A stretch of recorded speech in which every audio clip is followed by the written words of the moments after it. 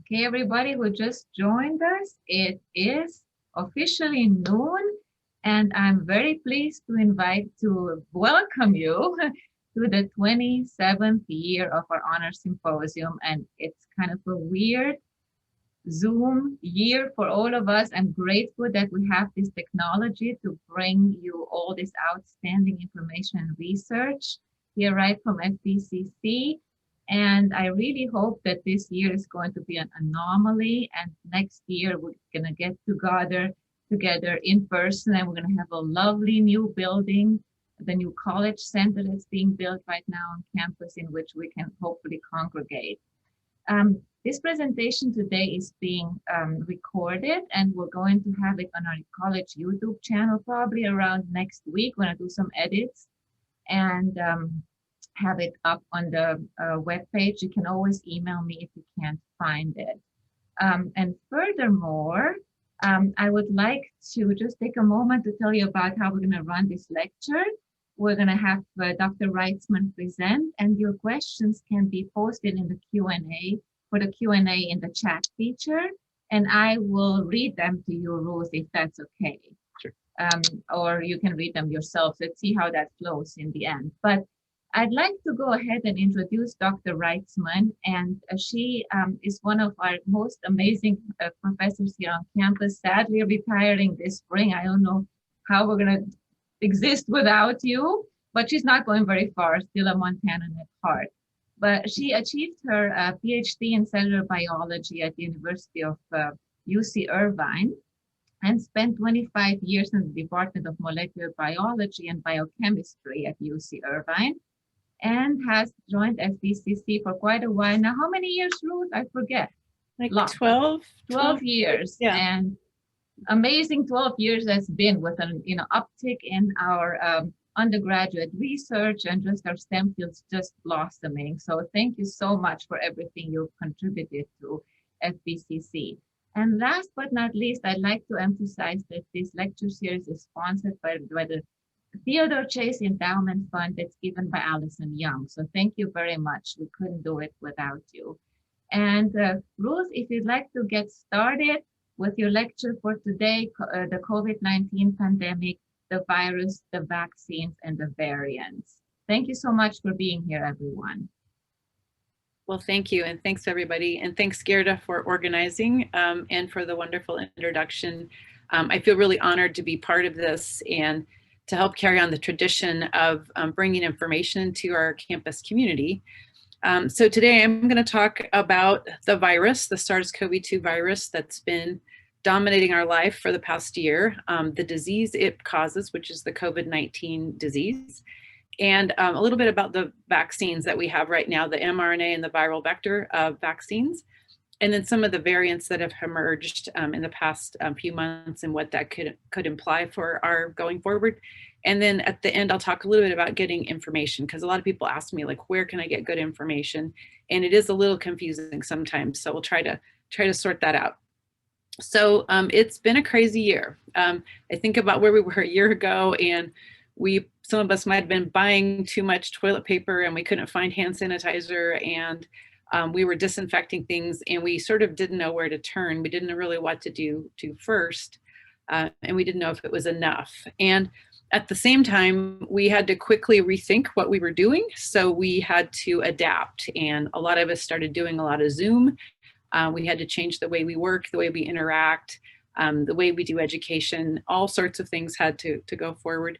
And then we had to change just our daily interactions. We had to learn to stay apart and wear masks and wash our hands. And so a lot of things had to happen really quickly, and it was hard. It was hard on everybody. It's been a stressful year, but I think one of the things that has helped me quite a bit is to try to get information and try to understand and try to see where the progress is being made. And also, I think everybody's had to learn a little bit of patience, and that's a really hard thing to do in the middle of a pandemic. So viruses have been described as a piece of bad news wrapped up in protein. I think people could argue there are good viruses. We could have a conversation about that at some point, but certainly a lot of viruses cause us a great deal of pain and misery. And so the one we've been dealing with this year is the SARS-CoV-2 virus, which stands for Severe Acute Respiratory Syndrome Virus, and it's a coronavirus. And those are named because we've seen this picture quite a bit where we have this virus particle or virion with the surrounding coat of these little spike proteins. And I'll talk quite a bit about those and how our vaccines are targeting those. So the disease that results then is COVID-19 disease, and that was named because it was first described in 2019. We know a lot about coronaviruses, and we probably need to learn a bit more about them, but usually they cause mild disease. And so we've all been infected by at least 3 or 4 of these different viruses, and they have really interesting names that probably nobody really knows much about. So they're referred to as 229E and so forth. But we've had mild illnesses and they reoccur during our life. And so these are things that are pretty much adapted to the human body. Then about 2002, so about the past 20 or so years, we've seen an emergence of some new coronaviruses. And these have caused severe illness. And if you heard Dr. Bloom's talk last week, he mentioned several times this concept of spillover when a new virus jumps into the human population. And this happens among all species. And most of our viral diseases have jumped from one species, from another species into us at some point. And when they do spill over, that's when you have the most severe effects. That's when you see the worst problems. So in 2002, we had the first SARS. It's now being referred to as SARS-1. And I distinctly remember that because I was teaching microbiology then. I've been teaching microbiology for a while. And I remember following the initial case description, there were a few cases that came from China into Canada and the United States, and some very rapid health responses were able to tamp that down quickly. And a few countries did have deaths. There were no deaths actually in the United States for that one. We did have some cases, but nobody died. But the difference was in that particular outbreak, that virus, by the time you're showing symptoms, that's when you're transmitting the most virus. And so most of the cases were among healthcare workers because they were exposed to the severely infected people and then family members. There wasn't a widespread transmission in the general population. So that was 2002. And then in 2015, we had an emergence of the Middle Eastern respiratory syndrome virus. And this was predominantly through camels to humans. And again, very, not nearly the number of cases. So in both of these two outbreaks, we saw around 1,000 deaths. I mean, still concerning and pretty high fatality rate, but nevertheless, it didn't spread much beyond some localized areas. So then we come up to 2019, and now we have another coronavirus. And so the common feature, and this has been studied in the other human viruses, is the original source is probably bats. And bats carry a lot of coronaviruses. So people that study zoonotic disease or disease that's mostly cycling through animals and occasionally gets into people, those diseases are present in the bats. And how it gets into humans, is it because of interaction with the bat and another animal? Is it just direct human interaction? Maybe people going into caves to collect guano, and that certainly happens in certain parts of the world for fertilizer. We don't know exactly the steps, and that's something I think is being intensively studied and will be looked at. But what we do know now is this virus has jumped. It landed with a big crash, right? And it's been spreading widely through the population for the past year. So just a reminder, and I know many of you remember these events, but the first cases did appear in China, and realize that just because that was the first described outbreak doesn't mean it was the first case ever. We really don't know, and we need to get into that and investigate where there are other outbreaks, other places that we don't know about. But by New Year's Eve in 2019, the World Health Organization had been notified of a pneumonia of unknown origin in Wuhan, China, and by January 11th, the Chinese had released the genetic sequence of the virus. So this was a really important step because now the world actually could tell it was a coronavirus and they could compare it to the other coronaviruses. And because of previous work and because of some preparatory vaccine work that had been done for the other coronaviruses, we were able to get some pretty quick steps. So I'll talk about that in relation to the vaccine in a minute. But that was a really important step forward, and that was publicly available. By January 30th, the World Health Organization had announced then a public health emergency, and by March 11th, it was declared a pandemic. So we were all seeing things moving pretty rapidly, especially people involved in infectious diseases, and we're kind of focusing on outbreaks. People could see this ramping up really quickly. I think what's the most amazing to me is exactly a year ago today, the company Moderna, working with the NIH, put the first mRNA vaccine into a clinical trial. And I remember seeing that picture, you may as well, of the first volunteer, I believe it was in a site in Seattle, getting that first phase 1 clinical trial. And so literally less than 2 months, they went from genetic sequence to a vaccine construct. And again, that's because they'd done previous work on MERS and SARS-1 that were able to do that. So in the vaccine development, then by mid-November, we had the wonderful news that these clinical trials with the Pfizer vaccine and Moderna vaccines were 95%, had 95% efficacy in preventing disease, which was just truly amazing. I think a lot of people were hoping for, 70% or even 50%. I mean, if you realize the first polio vaccine was 50% effective, and people were just overjoyed with that. I mean, it got better with time, but to get 95% right out of the box was wonderful. And then by December 14th, in the US, we had our first healthcare workers getting the Pfizer shot, and Moderna followed after. So a lot of technology between sequencing and making the mRNA constructs has enabled us to quickly get a handle on things. And I think that's something, in spite of all the things we've been through, that's been a true amazing miracle to me.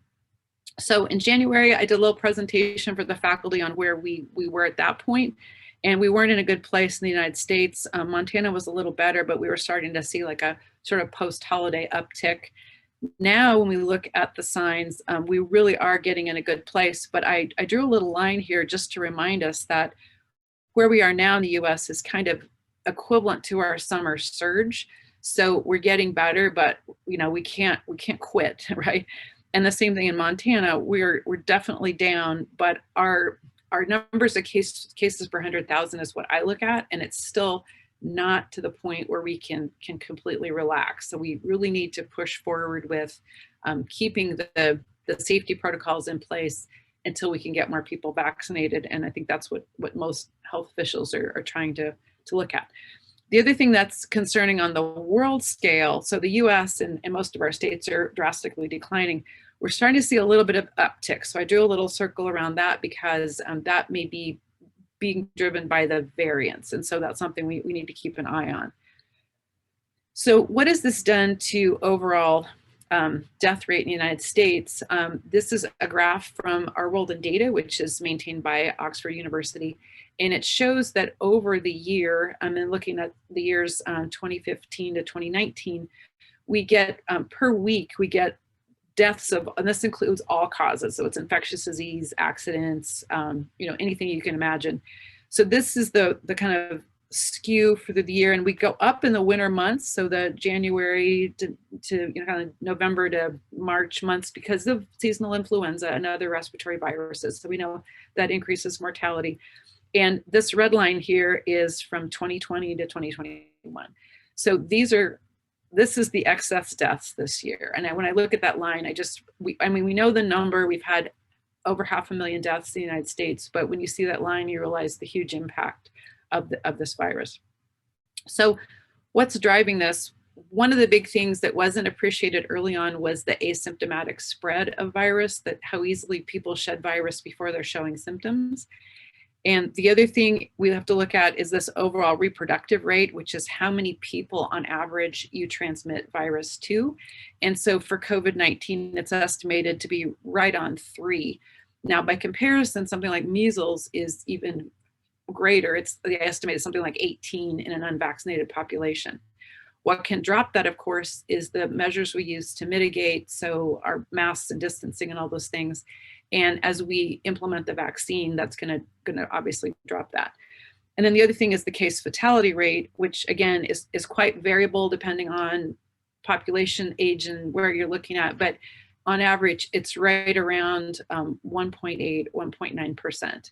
So that's what, when people talk about, concerns about vaccine effects, I always think about what's your risk of dying of this? And not only that, what's the disability that can result from this disease and long-term effects? So those are all the things we have to weigh.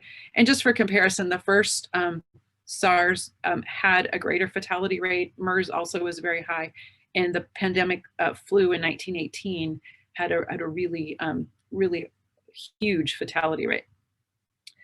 So Dr. Bloom showed this graphic from the Washington Post, so I had to go find it to sort of, once again, reemphasize the realm of this pandemic compared to other historic pandemics. So probably one of the biggest ones we are aware of is the Black Death or bubonic plague, which is a bacterium that was spread by fleas and also rats, which were the sort of reservoir host.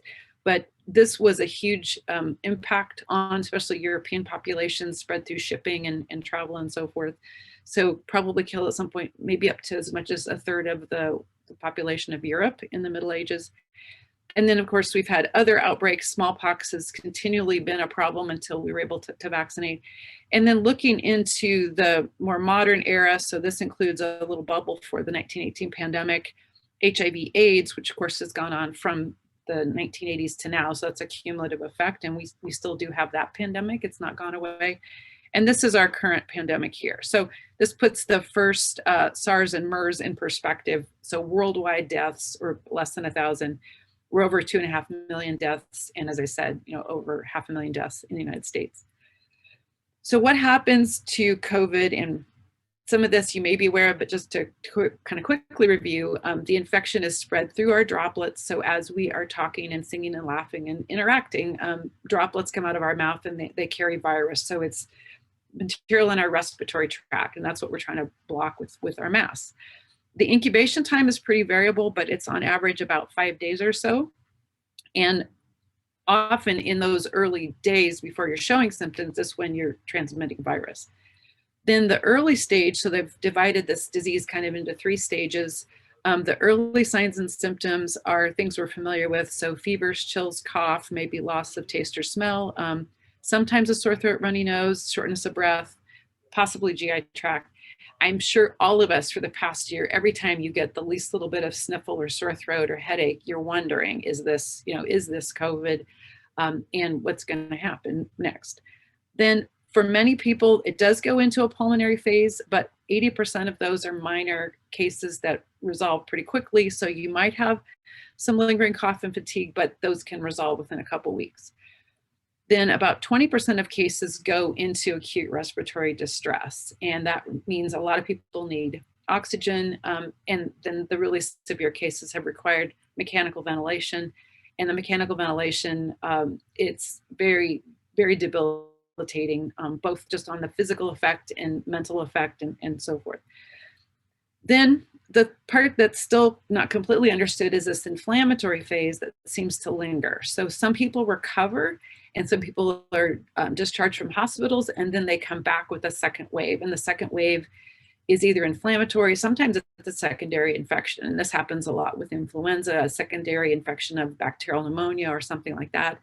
Sometimes there's clotting disorders. Some of those can be managed, but some of those are pretty severe. And then the other thing that we really don't understand is about 20% of people end up with COVID symptoms that persist beyond a month. And some of these are mild cases, and what they're finding is even some of the asymptomatic cases where people have lingering fatigue or lingering cough or other problems or brain fog and so forth. And so we're seeing some of these, and the NIH actually just put out a call for more study, and they've put some funding into studying long COVID and looking at treatments, because I think that's going to be one of those unknowns going forward, is how do people do, and we'll just have to wait and see what we learn from that. So this is one graphic trying to put together. Everybody's going to be a little different, but it kind of gives you the overall picture of what happens with the virus and inflammation and our immune response. So the orange line here is the viral load. So if this is the point where you start showing symptoms, the viral load is going up, and we're spreading that through our droplets and nose and mouth and that kind of thing. And that's where we're having transmission. And then it starts to go down, of course, as our immune response kicks in and tries to fight it. But at the same time, we also start to get some inflammation, and that inflammatory phase is what's really damaging. And this is where people end up with permanent scarring of their lungs or damage to heart and so forth. So that's why the survivability curve goes down as the inflammation increases. So for diagnostic methods, we're probably all familiar at this point. Probably everybody at some point's had a COVID test at this stage of the game. And this is where you can detect virus directly. So the PCR method is looking for the signature of some of the viral nucleic acid sequences that you can detect in either your nose or in some cases saliva. And then after a couple weeks, you actually have antibodies to the virus. So you can detect for previous infections by looking for the antibodies to the virus. So those have been some really important diagnostics then. So a little bit more about the virus. This does a sort of a schematic of the virus attaching to our upper respiratory cells and also what it does to our lungs. So the spike proteins here on the surface of the virus bind to a receptor called the ACE2 receptor. And that receptor, along with a couple other proteins, are required for the virus to enter the host cells. And so that's why we've sort of, for both therapeutics and for vaccines, targeted the spike protein, because if you can block that spike protein from getting to the host cell, you can prevent that entry. If the virus gets inside the cell, then it starts to take over and produce more virus. And then if it gets into your lungs, the body's trying to fight this. It starts to produce inflammatory cells like macrophages and neutrophils, and then B and T cells are going to try to fight this through various mechanisms. And this causes inflammation in the lungs. So that's that battle kind of taking place in your alveoli, which causes that shortness of breath and cough and irritation. But over time, in a severe disease, you get a great deal of fluid and inflammation that develops in the lungs. And that's where people are going to need oxygenation or ventilation because they just don't have enough lung capacity for air exchange. So this shows kind of that, again, that kind of typical progression over the first week or two. And what we're finding is if you can get the monoclonal antibodies, so that one therapeutic that we do have is monoclonal antibodies, you can get those in the first week, you can get it before it progresses to that later stage. So where are we with treatments and diagnostics and so forth? Really, for antivirals, like things that will actually block viral replication, we really don't have anything at this point. Early on in the pandemic, there was a lot of effort to use repurposed drugs. And so, in other words, antiviral agents that have been used in other viral diseases, they were hoping that would be effective. This isn't like treating a bacterial infection. For a lot of bacteria, we have broad spectrum antibiotics that can fight infections. We don't really have any broad spectrum antivirals. It's not for lack of looking. Maybe we need to look a little harder, but we really don't have anything. And so everything that's gone through very good clinical, double-blind, placebo-controlled trials has failed out.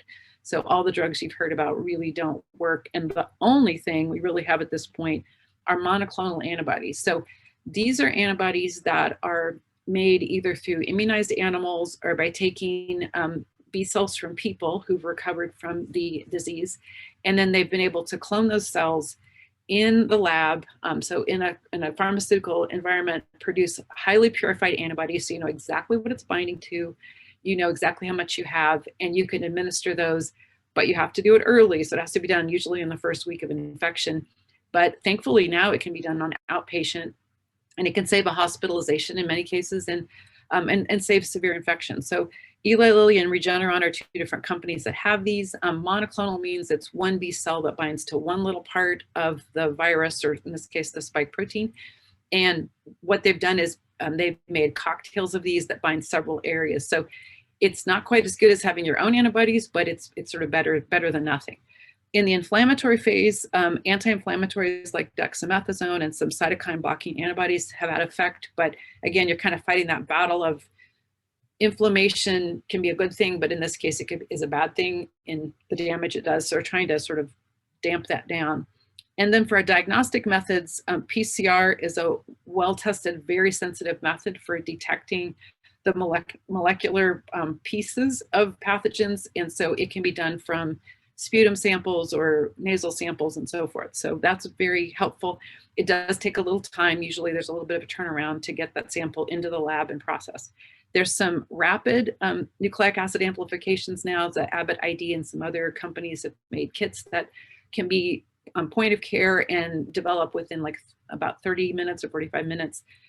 And then the other approach that I think is going to take a little more time, or hopefully we'll get out there, but are rapid antigen tests, where you could actually do this yourself and test with a little strip, kind of like a pregnancy test kit, that you could detect the antigen in your saliva or in your nose. They're not as sensitive as PCR, but I always say, even if you only catch 50% of cases with a rapid antigen test, it's better than missing those. It's like, you know, otherwise, if you're not testing, you're going to get zero, right?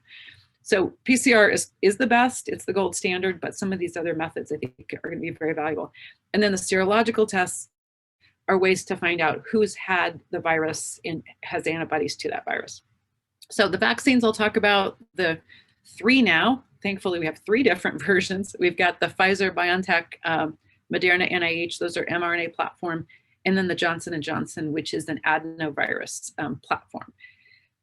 So the vaccines, so this is actually a shot of the first vial that was given once the vaccine was released for use in healthcare workers in the United States. And my understanding is that's going to be kept in the Smithsonian Museum, so pretty exciting.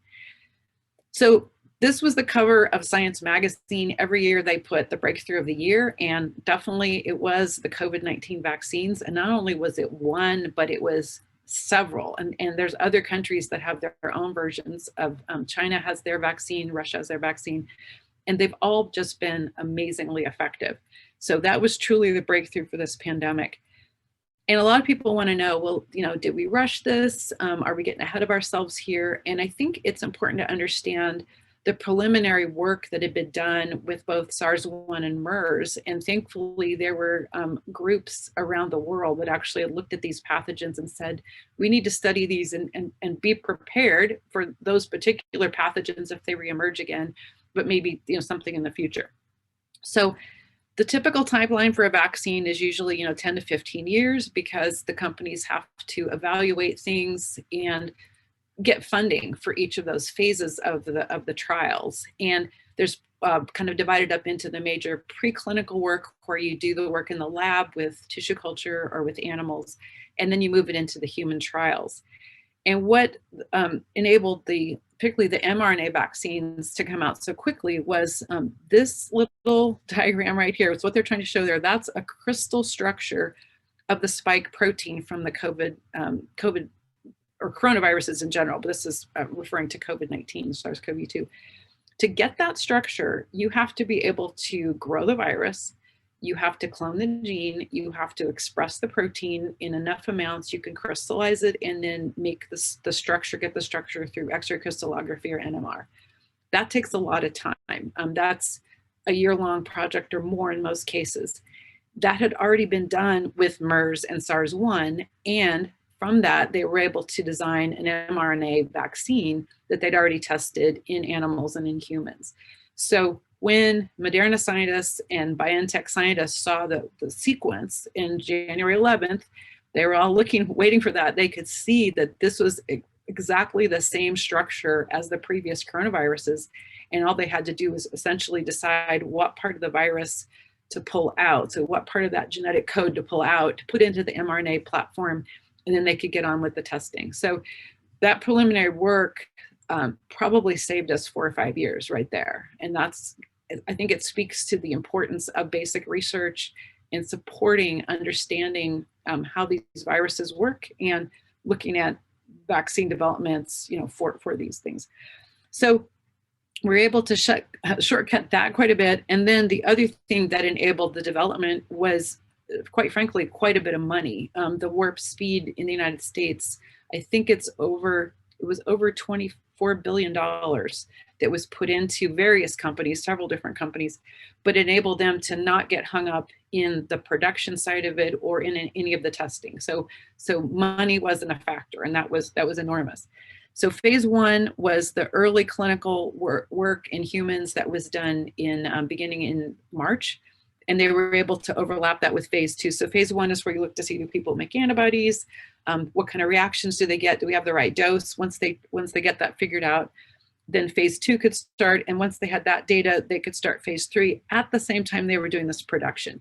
So they could do what was called production at risk. Normally you'd wait till you got all your data before you decided to produce. They just said, we're going to be making it and scaling up, even though we don't know if it's going to work. And the bar was set with the FDA. They said they would try to approve anything that looks safe and at least 50% showed 50% efficacy. And as I said, that was what polio, the first polio vaccine was. And when we saw 95%, which was incredible. So nothing was shortcut. The FDA regulatory agency uses their independent review board. They went through all the steps. I listened to a really wonderful podcast a few months ago about explaining this. And if anybody's interested, it's really worth a listen to what typically goes on and what they did for this particular vaccine. So that was, everything clicked, everything worked, and that's how we got this vaccine. So I'm going to talk a little bit about what the virus does when it infects kind of the normal immune response, and then what the vaccines are trying to stimulate to get ahead of the pathology of the virus. So all viruses begin by attaching to host cells. In this particular case, the SARS-CoV-2 virus attaches to the ACE receptor on our lung cells or nasal passages or other parts of the body. It sort of fools the host because it's using a normal protein that's present. All viruses do that. They're kind of like a Trojan horse. They bind, they get taken inside. There's a process where they get uncoded. And in this case, the viral genome is made of RNA. So typically we think of genomes being made of DNA. That's what cells are made of. We have DNA in our nucleus, and then we make RNA and we make proteins. But a lot of viruses are RNA viruses. And once it's out, its genome is out, then it's using the machinery of the cell to make more virus parts, make more virus proteins, and it just really takes over the cell and ruptures the cell then and releases all these virus particles. While that's going on, our immune system, which is constantly surveying for any problems, is taking up little bits of the virus, it's processing those, and it's presenting those to the immune system. And so the main part of the immune system that decides what to do is this T helper cell. It decides to activate B cells. The B cells get together and make antibodies. And eventually we make these wonderful antibodies that are like little fingers that grab onto viruses and other pathogens and hold them so they can't get into other cells, and it targets them for destruction. So that's really important. And then we also have other types of T cells called cytotoxic T cells that can come along and kill infected cells. And that cell then can't produce any more virus. So the virus is already in there in the process of reproducing, but it gets basically, that target cell gets told to go into cell death. So this all takes time. This is why you're infected for 7 to 10 days, because that's how long it takes for the virus to get in, to activate your immune response, and for you to go through this. And that's pretty typical for most infections. So what the old style vaccines, the ones we're sort of used to from a long time ago, have done is you grow the virus and then you either directly inactivate it or you weaken it so that you can give the body kind of a safe form. So you give it the actual virus, but without causing infection and causing disease. And that's the way our flu shot works. So that's our kind of seasonal flu shot is based on that platform. Because of recombinant DNA technology and because of the ability to produce virus proteins and other types of materials from virus in a synthetic form, there was an approach that's been looked at basically for probably going back 20 years or so to say, well, maybe we could create new platforms that we could just swap in genes for different viruses and quickly produce new vaccines. And that's essentially what was being worked on when SARS-CoV-2 came along. And so they were able to leverage that existing technology or that emerging technology to make this vaccine. So the two that we have, I've circled here, the mRNA vaccine, that's the Moderna and Pfizer vaccines.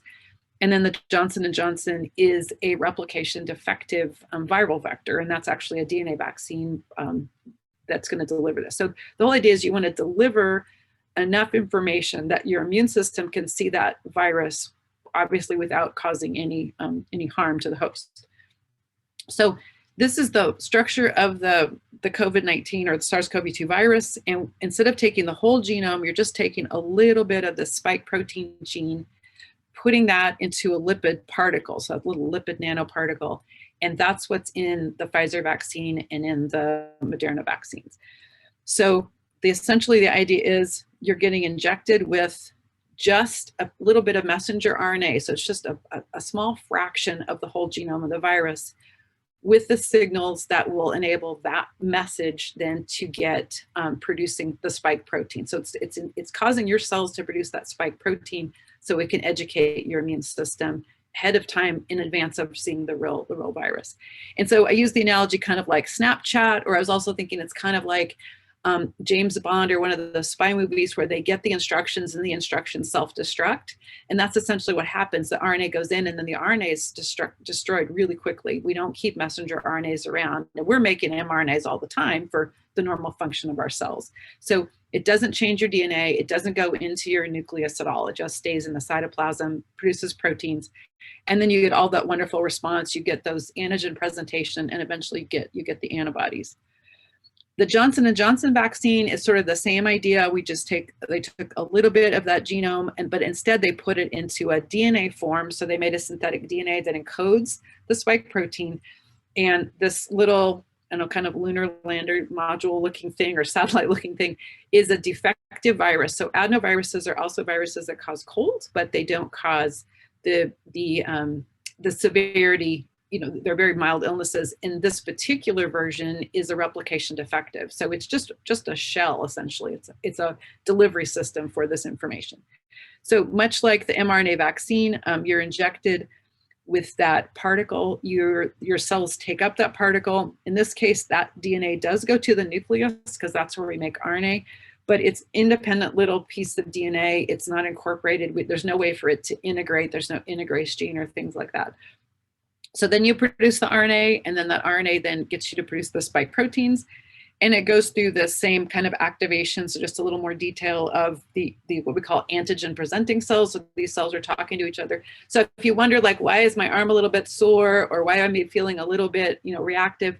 That's kind of a sign that your immune system is going through this recognition process. So I always kind of like it when that happens, because I feel like that's a good thing that's going on there. So eventually the B cells are producing these antibodies. And this is essentially what we want, is we want to glom on to the virus so it can't infect us. So when we are exposed to the virus, the antibodies are already there. And before you have a chance to get infected, it grabs a hold of it and destroys it. Or if it does get into cells, we can cause that cell to go through what's called apoptosis or programmed cell death, so it doesn't produce more virus. So that's how the vaccine is supposed to work. So where are we? You've probably been looking at maps like this or graphs saying, where's the vaccine being implemented? So this is looking at all of the different vaccine platforms, so the 2 mRNA platforms and the J&J platform. And especially in our area, Montana's doing great in terms of getting the vaccine out. And we are on a pretty good trajectory here. So if you look, this is where we are sort of March 12th. And if we can stay on the current trajectory and vaccine delivery, we're going to be in a really good place. And that magic herd immunity number is something we don't know exactly what it's going to take, but I think we're probably going to need 70 to 80% to be close there. So we could be there certainly by July. And if we can increase the rate, so get over that 2 million or so doses per day, that the slope of that graph could increase. So that's where we are on the vaccination. It's interesting to look at what other countries are doing. So the Our World in Data site has statistics for how other countries where they're at. So Israel really got out of the box fast. They've got over 60% of their population vaccinated right now. They are using Pfizer vaccine, because at least one of the vaccines they're using. And I think that's a good place to look to see the effect of, when are they going to get to herd immunity? They're opening up. They're being able to open up pretty effectively, and the effect of variants, because they also have some of the virus variants circulating there as well. So I think that's going to be kind of a good place to look ahead. So a couple other countries, Chile's done really well, the UK's done really well, and we're not doing bad. I mean, we're definitely on the right road for that vaccine. So again, back to my little map on the world outbreak here. We're doing great with the vaccines. I'm still a little worried, and a lot of people are worried about that little uptick.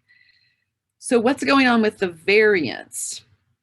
Well, one of the things you have to realize is everybody mutates, okay? Every organism on the planet is going to have mutations. Every time a cell replicates, every time a virus replicates, there are copying errors that are made. So the total length of the genome, or kind of like mini chromosome, of the SARS-CoV-2 virus is 30,000 bases. In comparison, if you look at a typical bacterium, they're usually over 1 million. Of course, that's a DNA genome.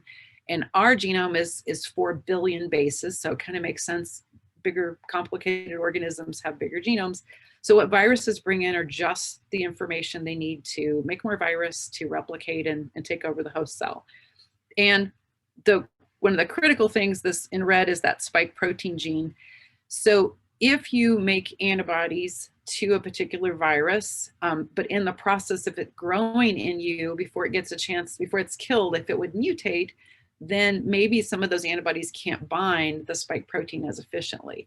And so if you mutate, it may do nothing to the virus. It might not make a change.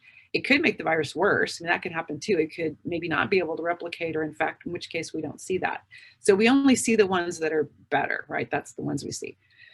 So why are we worried? Well, we are worried that if somehow they could bind more efficiently, maybe that spike protein could bind a little tighter and get into cells a little faster, or maybe somehow the virus could assemble itself more efficiently or produce more virus per cell. There's a lot of things that could make it more transmissible, and hard to tease all those parts out.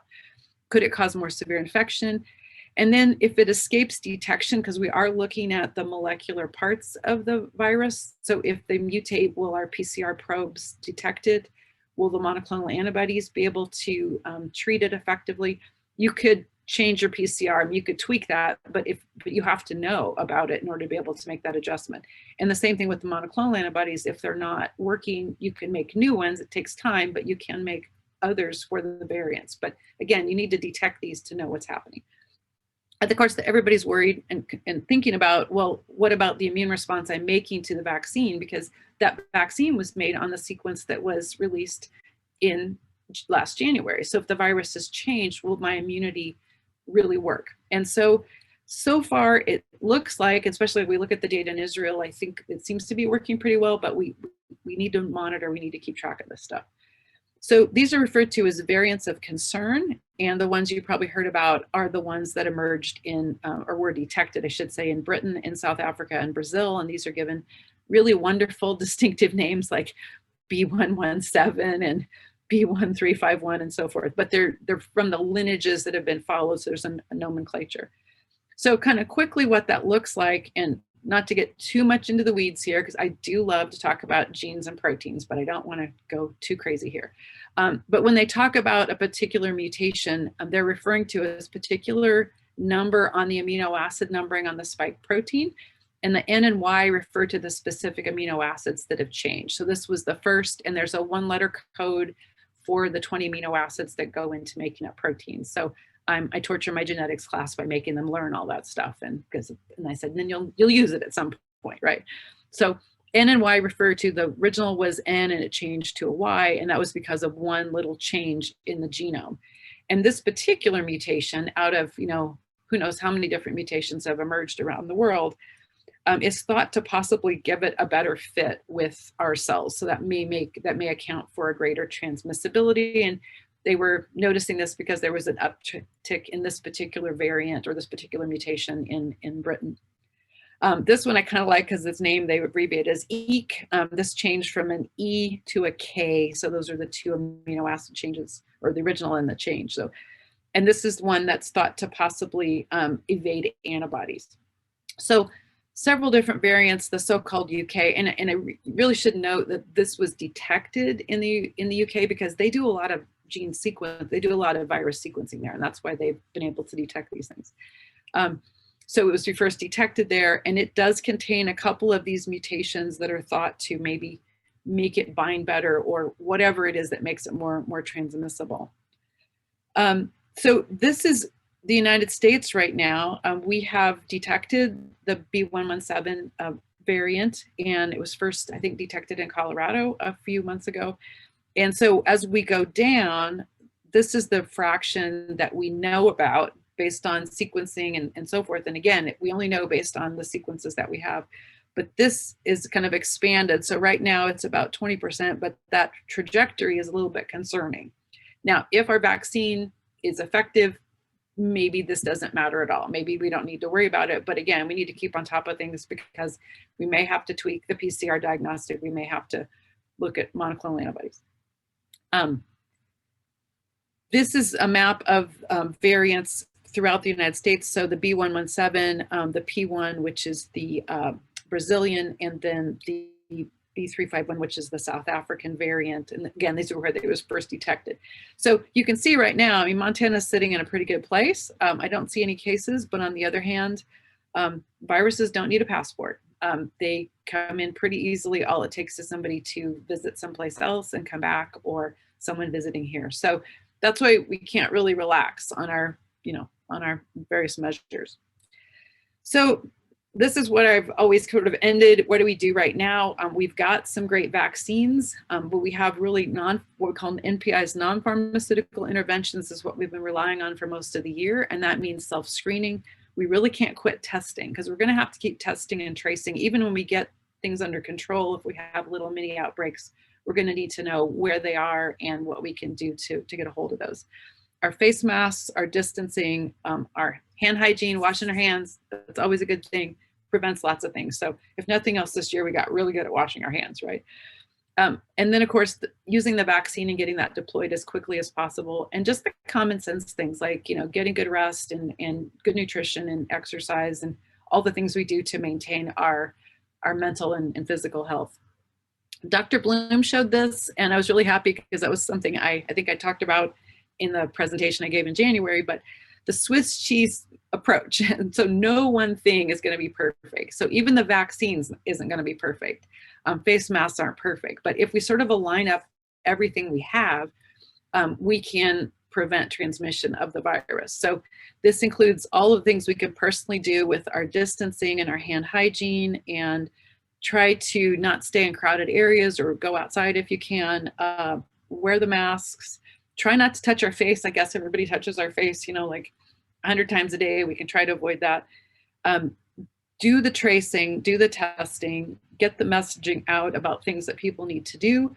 The ventilation, a lot of places I know have improved their ventilation. Aircraft, I've heard aircraft with their HEPA filters, and I've been in a few doctors and dental offices where they've added HEPA filters in the room. Those are things that help improve the air quality and so forth. If people are infected, they need to isolate and quarantine. And of course, now we have the vaccine. So that's going to be a huge part of all this. And so the one thing in the middle of all this is the little mouse of misinformation. So the little mouse is eating away because it puts out, false ideas, and it's sometimes hard to sort through everything, but we try to get the good public health message out then. So this has been talked about quite a bit. Most of you know the CDC released some guidelines on what we can do after vaccination. So the exciting thing is, if you're fully vaccinated, you can gather indoors with people who are fully vaccinated without wearing a mask. And you can gather with unvaccinated people. So the recommendation is from a single household, so try to, again, limit the contacts, unless, and there's always a little caveat, unless you have someone that's at increased risk of COVID-19 infection, or if they're caring for somebody with increased risk. And you always have to kind of think about that second level, like who else is that person going to have contact with? So who are those people at increased risk? So this is kind of the major list. There's a few others probably to consider, but would be cancer, chronic kidney disease, COPD, Down syndrome, heart conditions, immunocompromised patients, obesity, pregnancy, sickle cell disease, smoking, and type 2 diabetes. So those are people we need to make sure that those people are fully vaccinated as soon as possible. So what else do we need to know? I talked about this several times. This is a screenshot from PubMed, which is the National Library of Medicine database for all the published literature in biomedicine, which includes medical literature, scientific research. And in a little over a year, we've had over 100,000 peer-reviewed papers. That is pretty overwhelming. So many people have pivoted their research to this disease. And that's quite a bit of stuff to keep track of. But we still don't know a lot about the long haulers and what to do with that, the second wave. With the vaccines, the question is, how long is the immunity going to last? Are we going to need booster shots? Will the vaccine prevent transmission? There's some pretty good preliminary evidence that it is.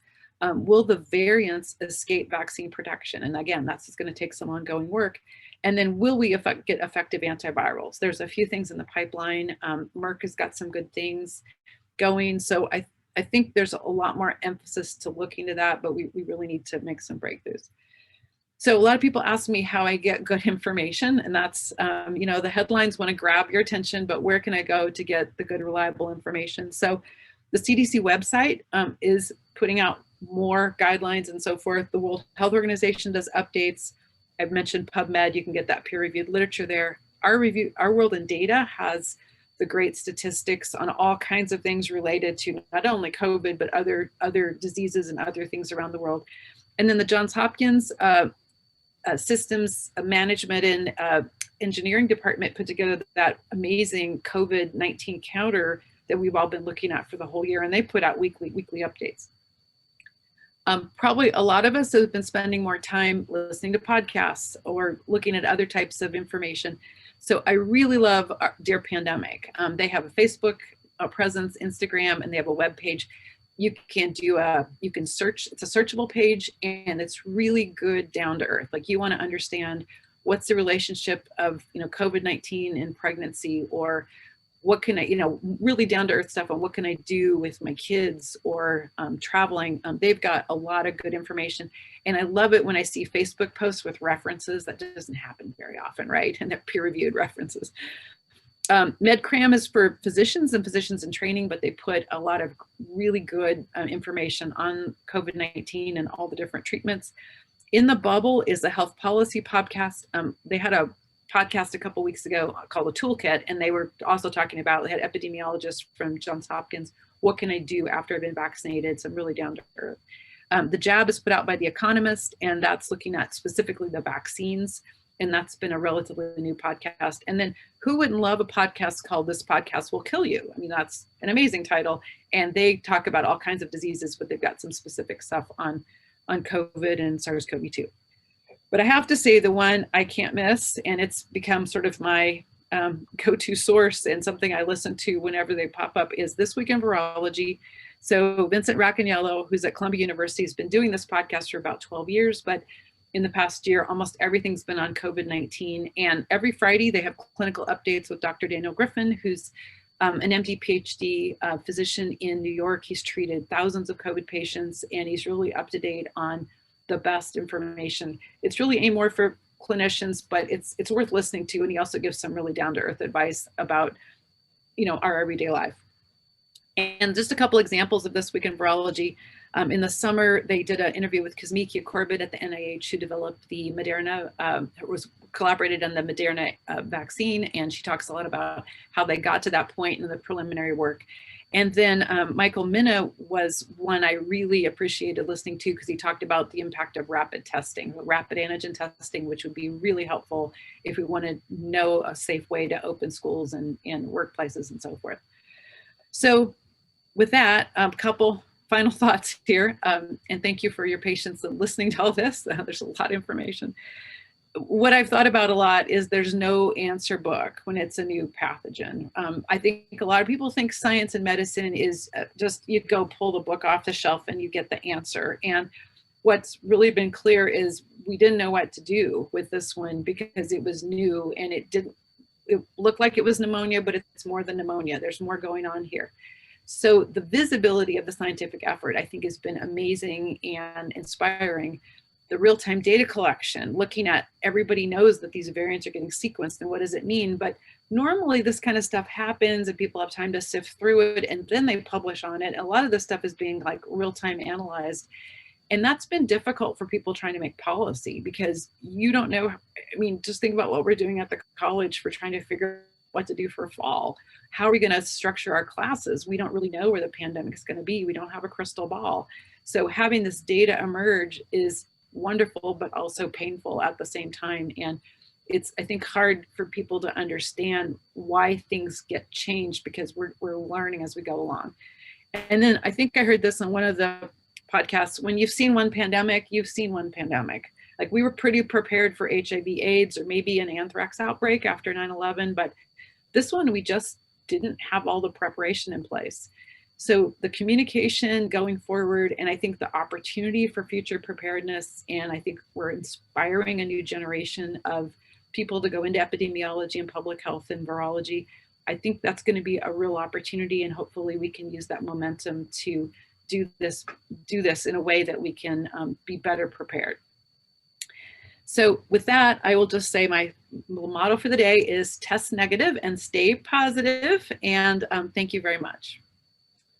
Thank you so much, Dr. Wrightsman. That was fabulous. I learned so much. And for all of you who have questions, I already seen a few questions pop up. Please enter those in the chat feature, the Q&A, and I will read them to Dr. Wrightsman so everybody can hear them too. So our first question is, I had no reaction to either shot, and it's week 3 after the second. So is it possible that I'm not protected? Did I not build antibodies?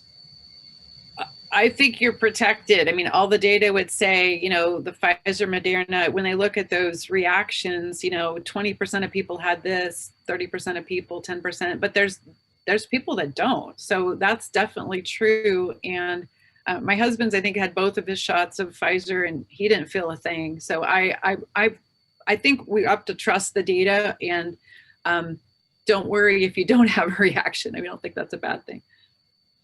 The next question that came in is, can you discuss in more detail the long-term effects of COVID that you came across in your research? So I'm leaning heavily on my This Week in Virology podcast, because they've had a couple people. They actually did one a couple weeks ago where they spent the whole episode on what they called the long COVID or long haulers. And these sorts of things can happen in many viral diseases, but because we're seeing so many cases of COVID, I think that's why the sheer numbers are increasing. But it includes things like just continued fatigue, continued shortness of breath. People talk about brain fog, difficulty sleeping. So there's a lot of, you know, cognitive neurological things that go along with this. And as I said, thankfully, the NIH is going to put resources and funding into looking at this. And I would just say, listen to This Week in Virology and look at, you know, maybe you can send in questions to them. And that's another way to get information. But it's still something that I think needs to be looked at. And we're going to have to wait and see. The next question, what is the best way to deal with people who believe the misinformation going around? I struggle with this quite a bit. And all I can say, I think what we're counseled, the best approach is try to listen to their concerns, try to be understanding, because if you just you tell people they're wrong, they just shut down. So how do you get the conversation going? And I would try to just offer them some good advice about, here's some good information. There's a lot of good places to go to on the web. The web has some great stuff. It has some horrible stuff. But Dr. Paul Offit, who's he's a physician a pediatrician and vaccine researcher in Philadelphia, has a vaccine education website. And of course, This Week in Virology. And I would say Dear Pandemic has some great resources there too. But it's difficult. And I think that's the infodemic of misinformation is as much a problem as the pandemic virus itself, and something I think we're all are going to struggle with for a while. Absolutely, thank you. So the next question, is there any possibility that the cold vaccine will be a byproduct from research conducted in the last year? Wouldn't that be great? I get colds all the time. So the colds, you know, coronaviruses are one cause of common colds, but then there's rhinoviruses, and there's like 200 different, I think, serotypes or versions of rhinovirus. So there have been efforts for cold vaccines, but I don't know, maybe with the mRNA technology, maybe that'll strengthen that research a little bit. Unfortunately, a lot of this development boils down to money. And we got the COVID vaccine because there was a lot of money put out there. So not that we couldn't have done some of these things before, but boy, money makes things easier. So it's going to be tough with rhinoviruses because there's just so many of them. But I don't know, that would be great.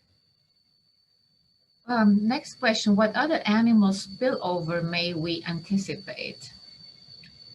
Oh, goodness. I think you should go back and listen to Dr. Bloom's lecture because I think he talked about a few things. We need to keep a handle on other coronaviruses because there's a lot of different bats out there. I mean, that's not just one species. There's many species of bats all over the world. So that surveillance needs to be ongoing. And I know there's, effort into that. But we have a lot of other viral agents that can spill over pretty quickly because we saw that happen with the Zika and Nipah virus. So one book I'd recommend is David Quammen's Spillover book, and that could be good information, or it could keep you awake at night. So I don't know what to tell you, but it is a really excellent book, and he's a great science writer. But he does talk about kind of the past versions, and it takes a lot of cooperation between people working in human medicine, the veterinary medicine, and people looking at wildlife. And that's CDC had a One Health approach that they were working on about 10 years ago. And I think that's still there, but that looks at surveillance of all of these different agents. So kind of detecting when, like for instance, when West Nile popped into the human population in the United States. It takes surveillance. And I think that was Dr. Bloom's answer too, right? We need money for these things. And Dr. Quammen is a Montana author, if I remember correctly. He's in Bozeman, right. And you mentioned keeping people up at night. The next question, in fact, is asking, what about the COVID-19 pandemic still keeps you up at night? Oh, keeps me up at night. I'm worried that not enough people will take the vaccine. That's what I really worry about. And I think we're ramping up quickly. And I think people are seeing people get it and everybody's fine, and we're seeing the cases drop. So I just hope people continue their efforts. And then I'm also worried about spring break. Yeah, I hope people don't go crazy. And I think the next question, you might have just answered it, because are you concerned that enough of the population will refuse the vaccine, so where we cannot reach herd immunity? Yeah, going to need a better mathematical modeler than me to figure that out. I mean, I think that's another thing we'll have to kind of wait and see. We do have an effect. I mean, people have had the virus and they have immunity to it. And so it's not as good, it's not as robust as having the vaccine, but it's still a form of immunity. So it could be that combination. But if people aren't willing, and that's been a problem with our annual flu shot too. If more people got the flu, we could drop flu deaths. And look at this year. I mean, we really haven't had an influenza outbreak because of people wearing masks. So maybe if you don't get the vaccine, but you wear a mask, that would be fine. So, I mean, I know some people can't get the vaccine, but it's going to be one of those wait and see. Well, I think we have only one more question here. And do you foresee, I read it earlier, now I can't see it. Do you foresee that we have to get vaccinated every year for COVID-19? I think we're going to need boosters, and it may not be every year, it might be every other year, but personally, if it ends up being I get a flu shot, I get a COVID shot, I mean, that's not a horrible thing to do. But again, we're going to need some time to know about the durability of that immune response, and people are working on that. So I think that information will be forthcoming, and also monitoring if there are mutations that we need to tweak the vaccine for. Well, fantastic. I think that we have no further questions here. And I know we have some students in attendance and probably have to return to class. So I really want to thank you all. And once again, we are recording this presentation. It will be on our YouTube channel sometimes as soon as we can get it up there with some edits. And so we look forward to being able to share with the community. So if you want to direct people who missed this presentation to our website, that would be really great. So thanks again, everybody. Thank you so much, Dr. Wrightsman. I'm looking that way because that's where you are on my screen. Yeah. Thank you all for being here, and please stay tuned for further programming through FVCC. We have a couple of more lectures coming up this spring over Zoom, and I really hope that next spring we can have that in the rearview mirror and we can meet again in person and have lovely chats. Thanks again, everybody. Thank you. Goodbye.